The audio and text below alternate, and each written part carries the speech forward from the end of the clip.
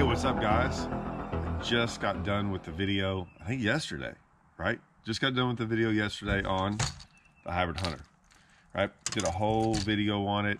Did a little bit of everything. Kind of just showed the day of fishing, of kind of just some normal fishing in there, right? Just going out there, throwing out there deep a little bit, doing some different things, kind of getting the mood of the fish, and then went up there shallow. It kind of correlated with what was going out there deep, about them not being very active and stuff. And all of a sudden, as the sun got up and for whatever reason they started getting off the bottom, started kind of feeding a little bit more, maybe not even feeding more, just getting off the bottom, they started coming out of that grass better. I started catching some big ones on the Hybrid Hunter. The catch window, like I said, I didn't do it all day long. I kind of went back and forth, so it wasn't like I just spent the whole day fishing grass, but I did catch some big ones on it, catch some good ones. Really interesting to see how that unfolded. Great thing about YouTube is this: I sometimes forget that I've been throwing this bait forever, right? So yeah, I showed the rod and the reel, and I'm gonna go touch up on that. And some other people asked me some questions about different things. I sometimes forget about these things, right? I'm so used to doing this over and over again. I've been throwing it for so long that, yeah, you know, this bait it's got this weird cult following from years ago, and then it's relatively new to a lot of people. So it was very marketed as this grass bait. We just marketed it that way because, I mean, that's kind of how I figured it out, in the grass. Now, I've had it for so long, I've progressed way past the grass, way to a whole bunch of doing other things, throwing it around timber, throwing it around stumps, throwing it around like shallow cover, even if that's just rock. Not necessarily like going down the bank like you would like a 2.5, or throwing it down like a bridge, you know, causeway or something like that. I just throw it a lot of different places that are just shallow, where anything like 5 foot or less I catch fish off of. So it could be shallow rock that's more flat and not the steeper stuff, although I catch them on the steeper stuff. You just kind of have to figure it out. What I've learned about baits like this is it's kind of like the red eye. The red eye is really like this grass bait, right? That it got famous in the grass. It really did. That's where it became really famous, for catching these giant fish. You catch the fish on a red eye all over the country where they don't even have grass on the lake. Well, good baits do that. Baits that work. Baits that have certain qualities to them that catch fish, right? This has it. There's a lot that goes into it, whether it be the sound, the way it moves through the water, the wobbling action, the hunting action, the way it stays on a level playing field. Okay, jerk baits do that, right? Jerk baits have this, they stay on a level playing field. They don't go up and down. That's what's good about this bait. It stays on a very horizontal playing field. So there's a lot of qualities that this bait has, a lot of them all combined in one. So yes, you don't need it around grass. We just talk about it around the grass because there might not be another bait that works as good in the grass as this bait. Okay, that's why we bring up the grass thing so much. And I live down here in Texas. A lot of my lakes around me, almost every lake that is within 100 miles of me has grass. Okay, so it's what I got around me. I go throw it. Now, I go throw it on a lot of these other lakes and with timber and bushes and things like that, and catch them out of it. I just haven't made a lot of videos on this bait. I was just trying to keep it hidden. Okay, now, besides all that, if you want to go check out the video, I put it earlier. It was the last video I made on my YouTube channel, but I'll have some links up for it as well. So let's go over some of the things. I'll first start off by some of the questions people had. Okay, the one I was throwing was our regular one. Okay, and what I mean by regular one, it's the one we came out with first. It's just the regular size. We make this, and then the junior size, right? The Hybrid Hunter Junior. This is the regular one. Now, sounds the same, everything. We've got a bunch of different colors. That's what I was throwing. I was throwing it on this. There's another rod that I talked about at ICAST that I was going to start messing around with, and I have been. But for right now, at the moment, this is what I was throwing. It's a Super Duty. Okay, it's a Lew's Super Duty speed stick, 7.6, medium heavy. Okay, that's all you need to look. If you go at any of these tackle stores or any of those places or ask for it for Lew's, it's going to be a Super Duty Speed Stick 7.6 medium heavy. There's only one like it. That's it. That is the rod. I get guys asking me if I can throw it on this rod, this rod. I'm just telling you guys, and this is the only thing I can say. I had a rod before this. It was a Castaway. It was a 7.6 Castaway. I don't even remember what it was. I had 3 of them. I rebuilt one of them. One of them broke 3 inches down. Another one, I mean, it wasn't, to be honest with you, it wasn't a rod. They only made it for like a year because no one bought it. It was a kind of a different rod. It was perfect, or what I thought was perfect for this. I eventually, like all of us that fish a long time, they discontinue rods. And we get stuck on a rod and we're like, okay, I got to find another rod like it. I've not found one. I was going to have Lew's build me one until I found this rod. And I think this is a better rod. I really do. I have probably 6 or 7 of them. I really do. Maybe 8. It's the rod. I'm just telling you guys it's the rod. There's a reason why, and we can go over it. But that's what I was throwing. Okay? It bends the right way. It has enough pull when they hit it. It's got that backbone to it. You can load up on them. It casts it well. You want a longer rod in the grass usually. Even if you're not, it has enough load on it to where you can it can kind of act as a crankbait rod too, right? If you're not even throwing it around grass. Listen, we can go over 1,000 different things. I've been throwing this thing for years. This is the rod. I've been throwing this rod now for over almost going on 4 years now. So I have a lot of experience with this rod as well. Okay. Speed spool, you can throw any reel you want to, guys. I always like the speed spool, 7-to-1. I know some guys asked, 7-to-1 ratio. That's what I like to throw. Now, line, 20-pound Sunline, sniper. Is this the sniper? 20-pound line shooter. You can't go wrong on either. The simpler version of all this is sniper usually casts better. Shooters usually more for like dragging around stuff. I guarantee you can throw both and you will never know the difference. It's just really about which one you like prefer. Okay, so I mean, like I said, the sniper usually is a better casting line, and so chances are I usually go with the sniper. You can get away with the shooter. People are gonna freak out about the 20-pound. I get it. It looks like a crankbait. I understand. You're not working it like a crankbait half the time. You're not throwing it. You're not loading up on this bait. If you see when I set the hook on them in that video, I'm setting the hook. I'm not loading into them. Like I'm setting the. They'll hit this thing harder than you've had a fish hit any other bait. They knock slack in it. So you can't just reel into it. It's just different, guys. I just don't know how else to explain it. I'm throwing 20-pound test line. I'm not trying to get this thing 3 inches down deeper. That's not the point. Most of the time, I'm actually trying to keep it further up and not get it down so much.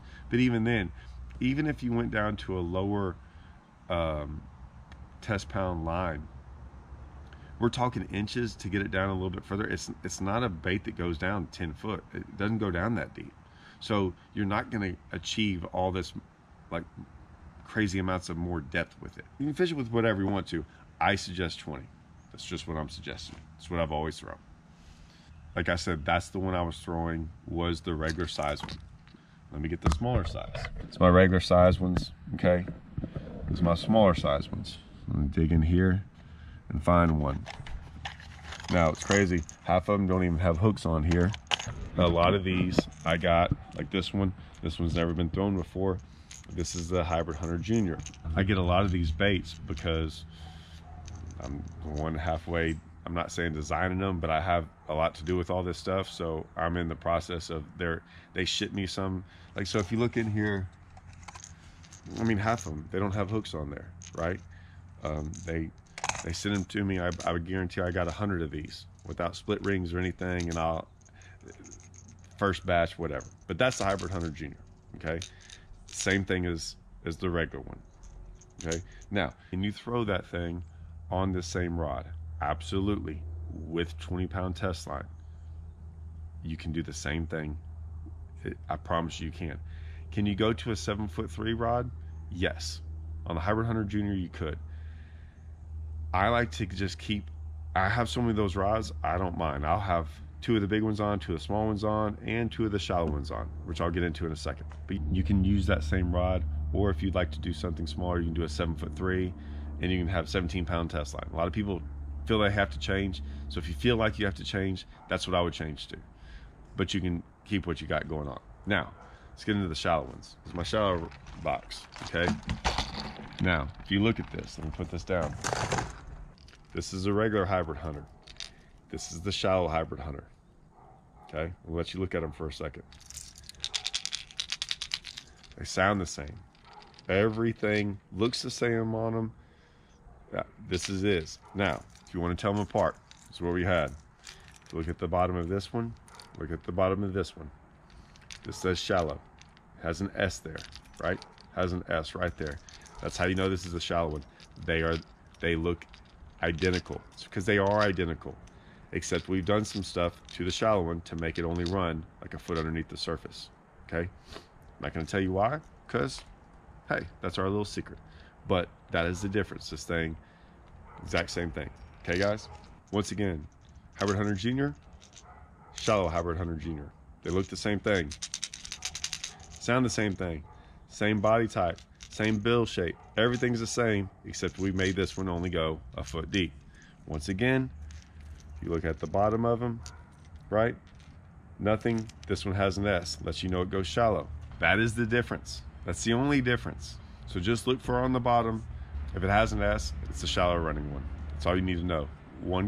We did that for a reason. The shallow one was kind of this.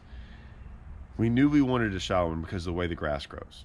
Okay, sometimes you can't throw that one over grass because it's only a foot underneath the surface. Then we started messing around with the fact that, like, we were shocked at how many fish that thing catches when they won't bite a topwater, but they'll come up to bite that. We can work it faster. There's all kinds of things. I mean, you've got to go mess with that one, because to this day, even though I've had it for like 3 years, I'm still learning different ways to go catch them on it. It flat out catches them at certain times of the year when you probably aren't expecting to throw it. You got to get out of the mind that it's a crankbait. It's almost like this weird little crankbait, wake bait, almost to top water. There's not another bait that really runs that shallow, that's that big, that looks like it. There's not one. It's just crazy how that is. So the shallow one, there's going to be times once you figure out the shallow one, it's going to change your whole aspect on how you fish top waters and how you look at certain things, and like why you would throw that bait somewhere, right? I mean, so many times you can throw it where places you would throw a spinner bait in shallow, really shallow, like things that you would never think about throwing a bait that has 2 treble hooks on it. You're gonna throw this bait, and then you're like, hey, you know what? He said something about a topwater. Instead of throwing a topwater that day, throw that thing. See if it works. Be surprised. The last thing on it, hooks. I keep those hooks on there a lot of times. If I'm just goofing around, if I'm fishing tournaments, I'm switching them out 100%. If you notice, one of the baits I had, which one? That one, it's got those kind of hooks on it. I throw that in a tournament, right? That's how I know the ones I throw in tournaments and the ones I don't. Because if it has those hooks, I put them hooks on for a reason, for tournament fishing. Do you have to change out those hooks? No, but eventually you're going to probably bend a hook here and there, and you're going to have to switch out hooks. Maybe they get rust on them. This is what I throw, right? I throw the Owner. These are STXs, right? They're 38 ZNs. You can throw the 45 ZNs. The 45 ZNs, I throw more the 45. I'm putting these on there because this is more of, the 38s are the regular ones. The 45s are like the 2X. They're the really strong ones. Look, I made some videos where I catch some 10-pounders. I throw around a lot of nasty stuff. We catch a lot of big fish. I don't want those things to bend, so I throw the 45s. The 38's a great one, though. I'm not saying these will bend. I'm just saying if they make a 2X and they're just as sharp, I'm going to throw the 2X one. It's why I throw a 20-pound test line. Can I get away with 17? Maybe. But if it's that one day, right? Like I said, I had this video where I caught 2 10s. Those are the ones I care about. It's not the one, I catch a 5-pounder, that's great. I don't want to lose a 10-pounder. I don't want to break off on the 10-pounder. I don't want to have a hook bend on a 10-pounder. If you watched how those 10-pounders fought, I mean, they gave it to me. My equipment held up. I got the 10-pounders in, took pictures of them. got it on video, got a free replica. That's what it's all about, right? I mean, I want to land those big ones. Okay, so like I said, these are the two hooks. This is for the regular one, this is for the junior. That's it. Simple, guys. That's all you need to know about the setup for this bait, right? But now you know the different sizes, you know which one's the regular one, which one's the shallow one, rod, reel, line, hooks. The only thing I didn't change out were the split rings. Never broke a split ring on it. Good. So that's it. That's all you need to know about the Hybrid Hunter. Well, that's all you need to know about the setup. Will I make some more videos? Absolutely. I'm gonna make some more videos. I'm gonna keep on. I'm gonna have to. I know y'all guys want more of them. I'll go over grass stuff. I'm gonna have to make a video because everyone's so worried about if I catch them on lakes that don't have grass. I've made some like social media posts where you see me on Table Rock throwing it and there's no grass there. Whether it be Texoma, Grand Lake, tons of places, no grass, catch them on all the time. So yeah, that's the other video on the Hybrid Hunter, the setup, what I like to throw it on, and the different options you have for them. And get ready, because we're coming out with new colors, a whole bunch of new colors, all for 2020. All right, see you guys.